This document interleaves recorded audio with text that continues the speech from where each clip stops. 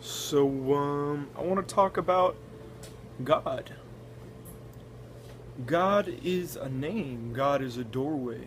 God is a sound, a syllable, used to invoke what is behind that syllable. It's a door.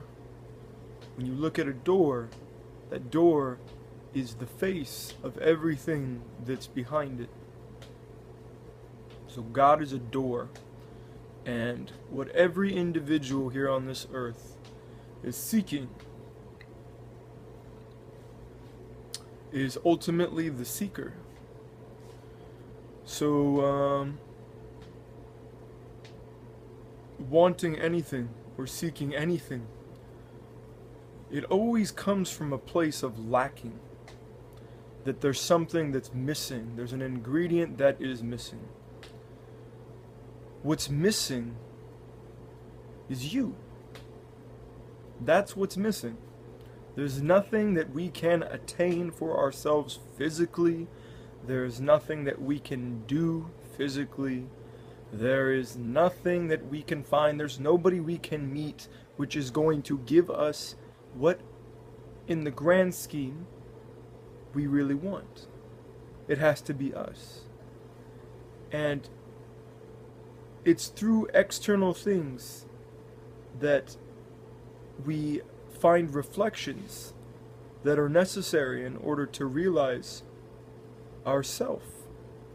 Who is it that is seeking? What is it that asks the question?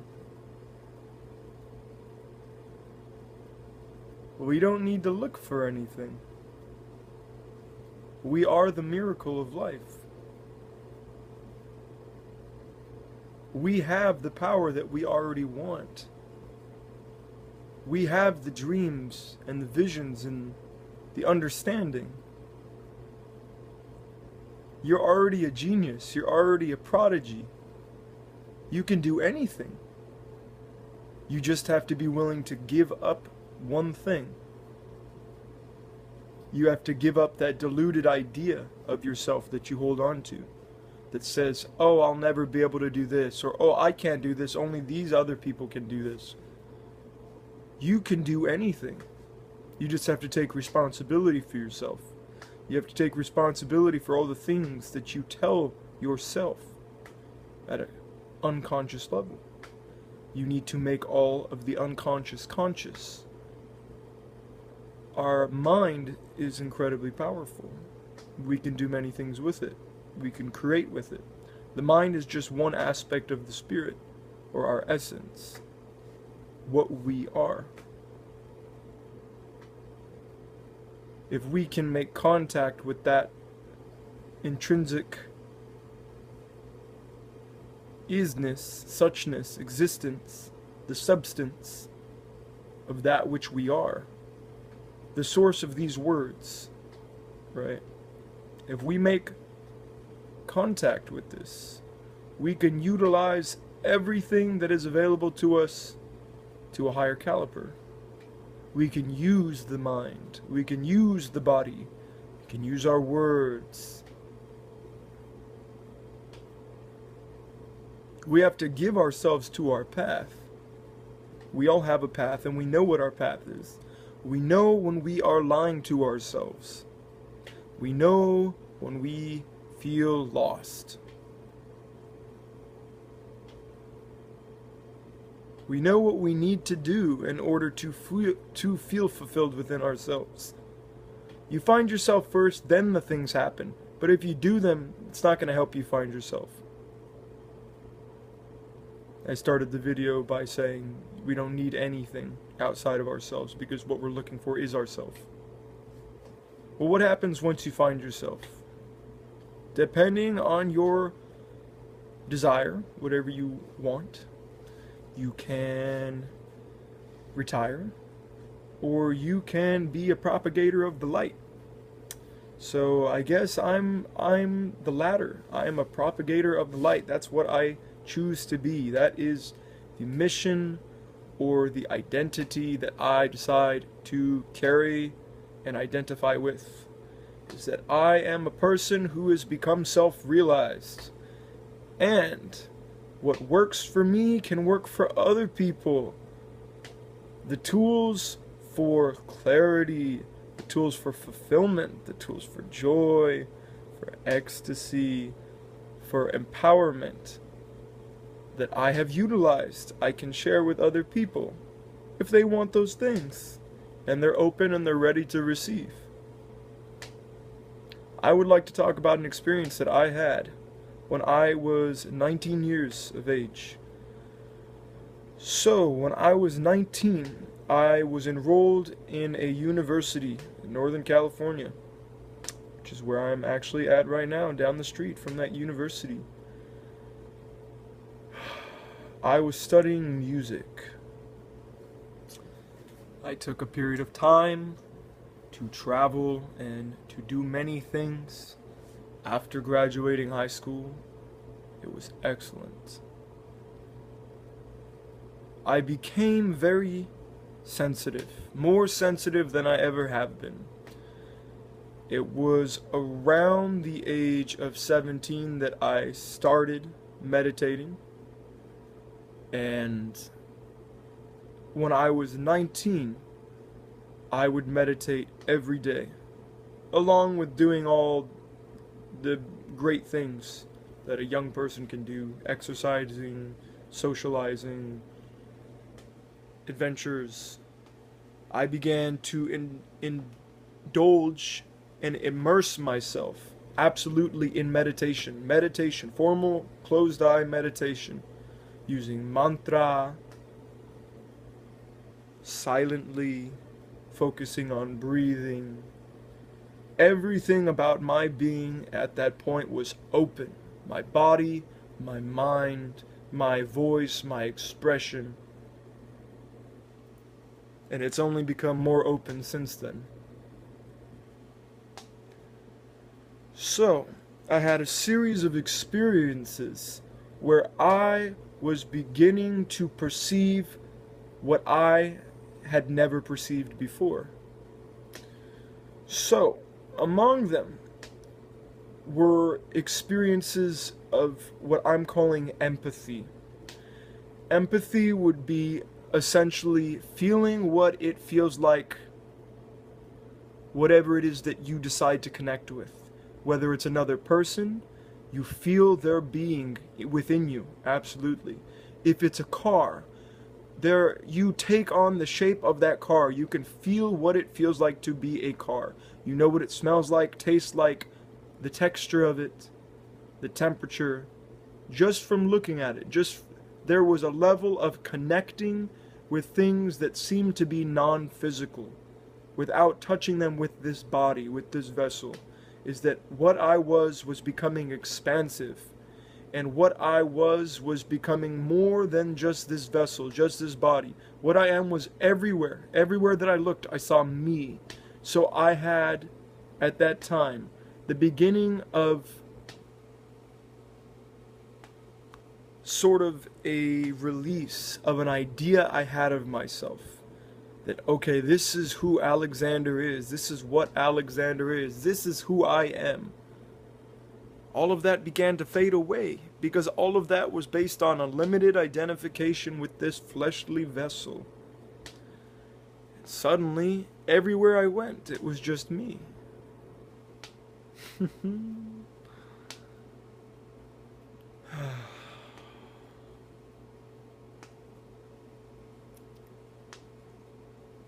And I began to dissolve. Whatever it is that I believe myself to be began to dissolve. I became one with my surroundings. I became one with anything which I was experiencing.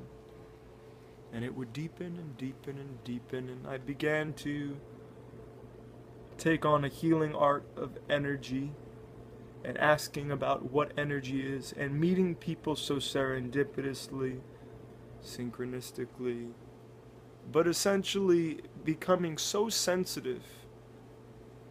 My senses were so heightened that I began to perceive what I'm calling energy.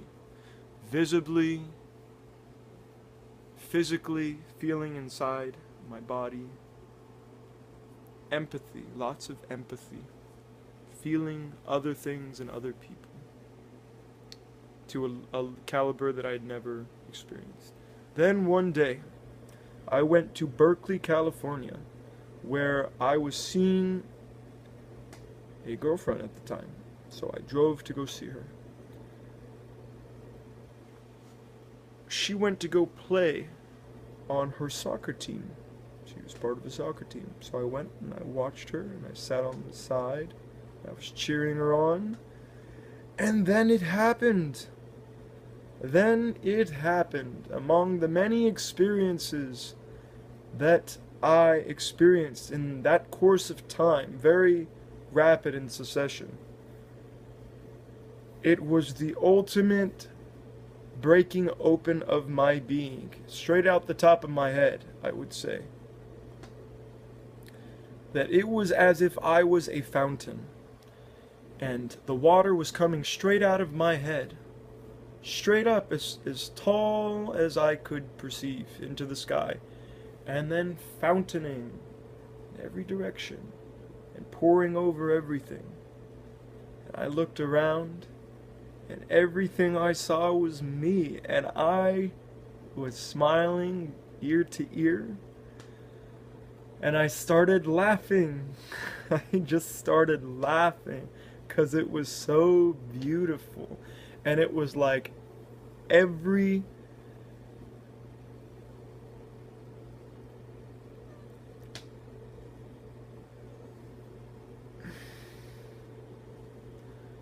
this was my enlightenment experience.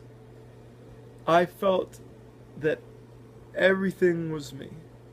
I felt that I could control the game, that I was controlling the soccer game that was before me. That I knew which way the ball was going to go and I could will it because I was one with it and I was communicating with it and it was communicating with me. Not because I was manipulating it, but because we were one and the same. So from that period forward, the experience came more often and more often and more often. And then I began to perceive a subtle anatomy of other people other than myself. That there was a fountain which came through the top of every physical vessel around me, every creature around me. And that I could see it, and that I could perceive it, and that I could feel it. And that I am everybody, and everything is me. And that is the ultimate liberation, is that that's the destination, that's the goal. And anything that we do, if we make art, if we go to school, and we study a subject, we want to become one with that subject. We want to become one with our art or our craft. When we are conversing with another person, we want to become one with that person. The goal is union, but also we started in union. We were born perfect. We were born with the unspoken knowledge. And then society and the perpetuation of an illusion taught to us by the people that raised us, who were tricked by the people that raised them, taught us to be ill in our spirit, ill in our expression, ill in our thinking, ill in our feelings. Ill, ill, ill. Our birthright is ecstasy. Our birthright is freedom. We are naturally free. When I look at society, I look at it in reference to that experience and that series of experiences. Everything is possible. Everything is God. I am God. You are God. Everything is God. Everything is one. Nothing is separate.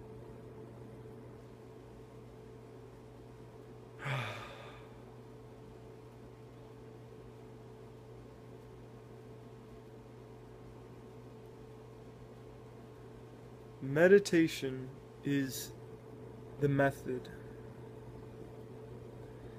whatever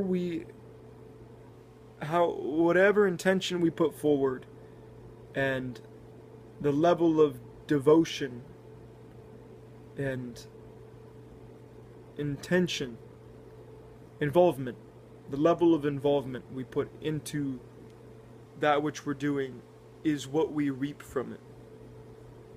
So meditation, formal sitting, closed eyes meditation, is to take all of your energies and to bring them to one point. To take all of the fractured parts of yourself that seem to be separate and to bring them all together, which gives you an immense amount of power and efficiency when you use all of your mental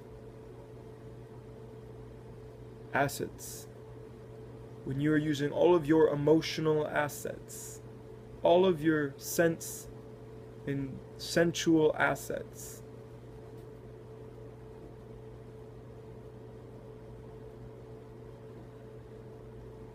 And your willpower is focused.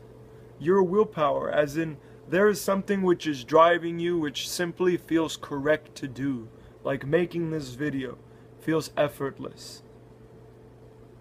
Although I am thinking and I am feeling and I am sensing with my body, there is an even deeper source of action that's really guiding the words that come out of me. That could be called spirit. Could be. But words are limiting. Beliefs are useless. Don't believe in anything. You have to experience it for yourself. Meditation is experiential. Meditation is not memorizing things that your church teaches you. Meditation is not reading even a science textbook telling us about how the world works. Meditation is practicing perception. It's practicing perception and essentially seeing that life rests against us. We are the key that we are looking for, that we want. Becoming aware of yourself is the most important thing, because for the most part, if we're looking outward, we're constantly looking outward, and we've become identified with everything around us, everything that we see, everything that we can taste, everything that we can touch. We think that that is us.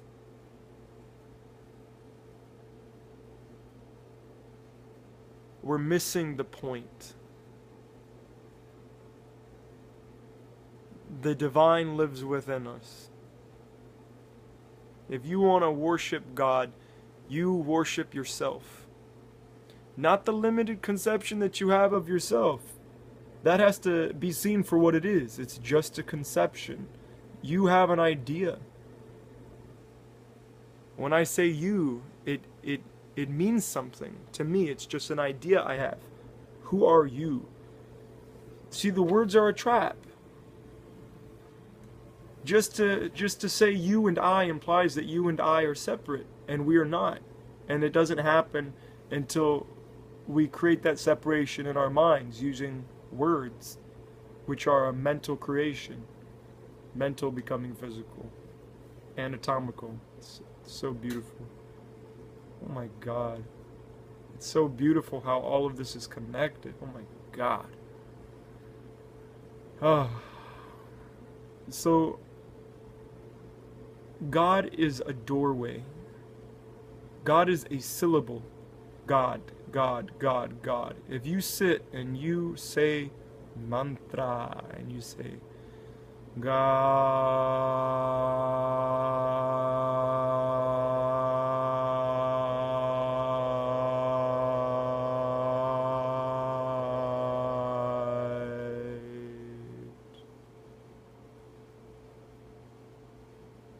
say God's name over and over again, eventually it will not sound the way that it sounded before. You will perceive it in a psychedelic, it could be described as psychedelic way, but you will observe it from a very impersonal and objective stance, where you perceive directly without any intellectual analysis whatsoever. Saying a word over and over again until you only hear sound, it loses the significance that exists only in the mind. So this is what many people experience from doing psychedelic drugs. This is what you can experience through different forms of meditation. And if you are sincere in your search for freedom, for liberation, for union with all, for the cessation of pain which comes and is only existent in being separate, then you can experience higher levels of truth. I'm going to end this video because I know that I could just keep talking, but I'll be moving into other subjects and kind of straying from where I started, which is focus on the union of all things. Okay, what's the code word in order to remember the union of all things? God. God is a syllable. God is the code word. God is the alarm word. It's the safe word. Say God. Think to yourself God. And see that it's just a reminder that you are one.